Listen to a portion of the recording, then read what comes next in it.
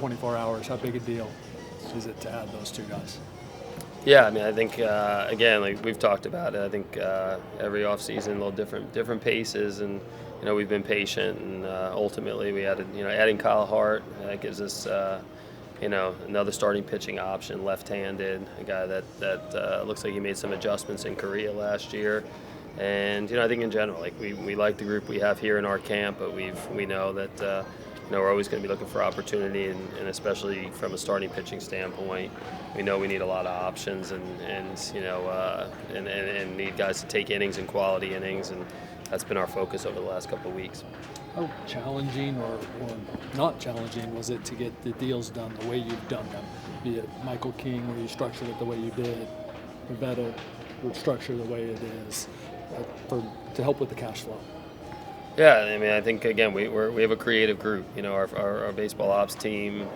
Josh Stein, Nick Ennis. We have a group that again we always look for opportunity, the ability to try to find ways to get things done. Peter used to talk about the art of the possible. So I think again, like we understand every year's a little different. What we can do from a dollar standpoint, and just trying to look to find opportunities that make sense for us both in the short and long term. And hopefully we lined up on a couple of the last few days. If you were to add another starter, maybe like a right-hander who's pitched in Philly and Boston, like if that were to be the case, how close would you be to like this being a finalized group, finalized roster that you feel like you could move forward with? Obviously, knowing everything's fluid, but just this group of guys being somewhat complete. How close is that?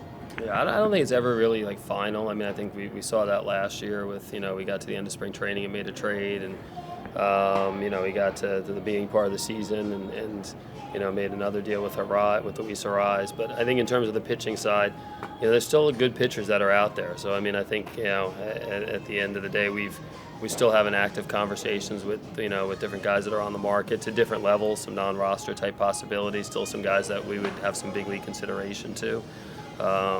But I think again, like if we are able to finalize a couple things in the next day, I think it gives us a chance to go into the year. Cease King Darvish is a great place to start. Adding that with another major league arm or two that we feel really good about. And now all of a sudden, the competition that you have with Randy Vasquez and Johnny Brito, Matt Waldron, those guys were a big part of us getting to the playoffs last year. As guys that came in and supplemented a staff, I think a big part of the conversation we've had is, can we get those guys to where they're real major league starters that look up and can take 28, 30, 32 starts this year. So I think the combination of what we have in camp right now, the lead group with Darvish, King, Cease, adding to that a little bit, and then developing some of the guys that we currently have on our roster, and still looking outside to see if there's another guy or two that makes some sense. I think that gives us a nice group of starters, nice group of pitchers for Ruben and Schulte to work with. Gives us a chance to have a really competitive group this year. So how much more challenging has it been this year, considering the payroll you already have and kind of the ownership instability? I mean, from an off-season standpoint, again, it's we always go in. Every off-season is different in terms of what's out there. Our focus has been on just looking at the market, and what lines up for us. And honestly, the market, in general, there's have not been too many deals that we've looked at that we for us personally that we looked at and thought, man, that was a real value play or a value deal. I think the market's exploded on all levels. The 1-year fits, the 3-year fits, obviously at the very top of the market, looking at guys getting AAVs north of $40 or $50 million. So there, I think for us it's still, we have our system, we have our evaluations, the way we go about it as a baseball group, that hasn't changed at all. And I think just lining up on some things that we think fit. Some years it's early in the off season, some years it's later. That process for us hasn't changed much at all this off season. Well, you had two guys, Snell and Soto, signed for about $1 billion this year. It's pretty incredible. It's two guys that were here as Padres that obviously were guys that we traded for, and I think it just speaks to again our group it's been the last 5 years we've had a ton of really, really good players in the building. You need really good players to be playoff teams. And obviously the industry's recognized that, by valuing those guys a lot. And they're big time performers. So we wish them really well, but not when they're playing against the Padres. But wish them well, and they're obviously elite talents, and the industry values that for sure. AJ, you had the Hayward, Joe, Sheets deals. Do you feel on the offensive side like you guys are kind of set, or is that an area you're still looking to add? Yeah, I think still looking to add. I mean, again, I think to me, like those guys, we like they're makeup guys that are have real experiences. That in Sheets' case, it's kind of like getting back to what we saw a few years ago and kind of see if we can unlock a couple things there. With Joe and Hayward, they're guys that you kind of know what they're going to bring to the table from a veteran presence standpoint, and hopefully from a production standpoint, we get the best out of those guys. Last year we brought in Profar. We kind of had idea like all off season we were going to line up with Profar, and we thought hopefully we can get the best baseball from Church, and we're going to have a couple surprises, and those are good guys that that we feel like have a chance to surprise a little bit, but we're going to continue to look and see if we can add to the offensive group as well in the next couple of weeks. How do you view the right side of your infield, Cronenworth, Arise, and in conjunction with that, how the DH spot might fit in, kind of that trio of positions? Yeah, I mean, I think again going into it, it's we're looking at Crony at second and Arise at first for the most part, but we got versatility. Crony's ability to slide over and play first base, and I think we've seen him do it at a very high clip, especially defensively. And Arise also, like a couple years ago in Miami, is a solid second baseman. So I think to me it gives us some flexibility. If we look up in the next, we were able to add somebody else in, from that standpoint, from a first base DH spot, and that gives us some more depth. Or one of the guys that we have in our camp steps up, we have the ability to move some guys around. But I think going into it, Arise getting the bulk of the time at first, Crony at second, and we like that setup the best. Have you guys had any talks with Arise about extending him out at all?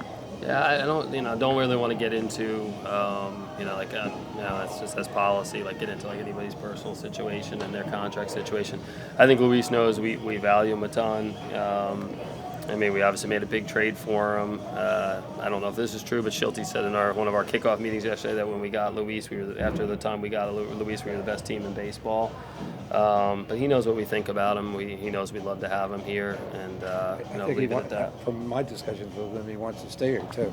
Yeah, he's always telling me that. So I think at the end of the day, we obviously, Danny Lozano, we've done some other deals with his group and his players. It's always a good thing when you have an organization that that appreciates and really understands what a player's value is, and a player that wants to be here. But like anything, we'll kind of see how it plays out and go from there. AJ, with the catcher spot and Camposano in particular, obviously he didn't end last season on the Major League roster. You've got Diaz here, Maldonado, some other options. How do you view Campy's opportunity this spring? I think Campy's got a big opportunity. Again, the catchers in the major leagues, there's not too many guys that you look up and, they're 22, 23, 24 years old, that they're, it's a position it takes time to kind of grow. There's a lot that's put on the catchers, especially in today's baseball with, the pitch clock and the game calling and, the advanced scouting, a lot that goes into it, obviously catching a big league game and then trying to perform offensively. So you see a lot of guys when they get to, 26, 27, 28. You see a lot of guys, honestly, not until they're 30 years old. So went down, Campy played winter ball. We have Diaz here with him, but he'll get a real opportunity to come and make the team. And again, he's a very talented player. So and at a position that's hard to find. So he'll he has some competition with Maldonado, and some others that are in camp, but he'll get real opportunity to be a part of this team. There's been a lot of interest and speculation around Cease. I know you mentioned liking that top of your rotation. Now that you added some depth to the rotation, where do you stand with Dylan in terms of where you expect him to be on opening day? Yeah, I mean it's a similar spot. Our I think we look at our rotation. Obviously Dylan, King, and Darvish. Dylan got Cy Young votes last year. He's probably been as consistent as any pitcher in the game. His ability to take the ball, in that first series, is very important. And again, I think we're always a team that with any player, you always gotta listen. A lot of teams this offseason have interest in a lot of our players. I think some of the speculation again, has been not accurate that's out there about different possibilities. But from our standpoint, we've to have a guy like Dylan that's he's one of the best pitchers in the league. It's 200 innings every year. He's got the ability to dominate. Throws a no-hitter last year. That's a very big part of our club. And I think the additions the last couple of days is to supplement what's a really good rotation. I think that's our focus here going forward is having that strong rotation. That's what you need to pitch, and having Dylan be a big part of that. Do you look at your division as being the strongest in baseball now? I mean, there's so much competition. Everybody's adding players, trying to keep up with the Dodgers. Only the Rockies are not. Yeah, I think not now. It's felt like the last 4 or 5 years. It's like the NL West and National League in general. It feels like so many of the talented players. So when you see like a Bregman go to Boston, you kind of, okay, good. He didn't go to the National League or the NL West. You're kind of used to just teams going to the players going to the NL West. It's again, you look in the Dodgers obviously winning the World Series last year. Us getting being one of the better clubs over the last 4 or 5 years. The D-backs going to the World Series 2 years ago. It feels like if you come through the NL West, you're battle tested and like very prepared for anything you're going to see in the postseason. It's as good as any division. The rivalries are real, and it's good because it makes you better. It makes you better. It makes me better in my job. It makes everybody better because there's a lot of competition. I think we saw that again this offseason. I think obviously, and you always preach it, you have to do what you can do within your own club without worrying about what other teams do. Yeah. But still, when you have the Dodgers doing what they're doing, and they're as good as they are, and they've won 11 out of 12 division titles. How does it concern you trying to keep up with them? No, again, I think like we expect because I think we respect like the groups and the organizations. We know that those are groups that every year they're going to look to add and not just the Dodgers. You look at the D-backs, the Giants, the Rockies in general. It's like we know that it's just maybe some of the faces change and the names change, but these are teams that they're going to spend money, they're going to be aggressive, they're going to make smart baseball moves, and you've got to be good if you're going to win in the NL West. So we understand that. We understand that every offseason. I don't think it's never a reaction to what one team does or another team does. We have to do what's best for us. But you also know the bar's set very high. You're not going to sneak in with 87 wins in the NL West. That's not the way it is. The leader are teams that can win the division title, and they're usually teams that are in the upper 90s or 100 wins. That's what it takes to win the division. And I think for us, that's where it starts with is like, can we go win an NL West title? It's one thing we haven't done here over the last 5 years, and then you do that. Can we go get to a World Series and win a World Series? What was the last time? 2006. I believe so. You would know better than me, Barry. But yeah, we need to change that at some point. So What's it going to take to win the NL West? a lot. Obviously, you got to have a lot of guys step up. I think starts with, on the position player side, we've got, multiple players that could be an MVP consideration, and having those guys play to the best of their ability. We're talking about Tatis and, Machado and, Xander and Jackson to lead it. And, with guys like Arise, hopefully winning another batting title, you're looking at a starting pitching group that, has a chance to, you look up, and if we have multiple guys that are in that Cy Young consideration individually, strong bullpen, health is always a big part of it. We've seen that at different points in the last 4 or 5 years. And then a continuation of what we saw last year. I think what Schulte, the coaching staff, very detail-oriented, the little things that go to winning baseball games that are not seen by a lot of people that we got really good at. And we've done well at different points over the last 5 years, but we got very good at last year. And, a group that just enjoys being together. It's a real thing. It's hard to quantify that or put a number on that, but players that like competing with each other, like being around each other.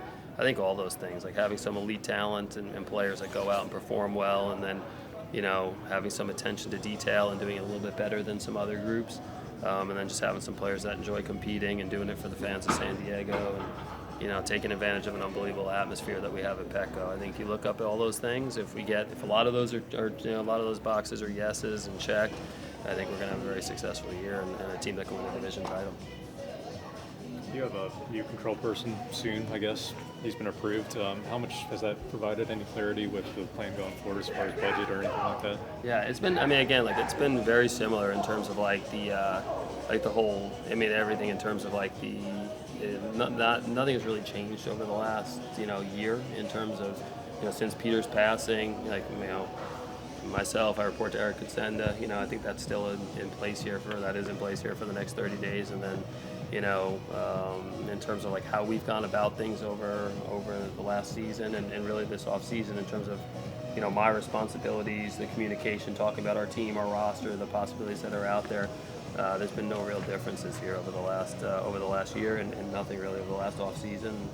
You know, again, I've had different setups over the 11 years I've been here, from that control person setup, and you know, again, like the biggest thing is we've always had people that want to win and want to go win a World Series and do it for the fans of San Diego. That's what I enjoy working for, and don't see any changes there. Do you know John very well? I met. I mean, like again, like I've talked to John a few times. You know, he's seen him a few different times at different events, etc. But looking forward to really spending more time and going from there with it. So.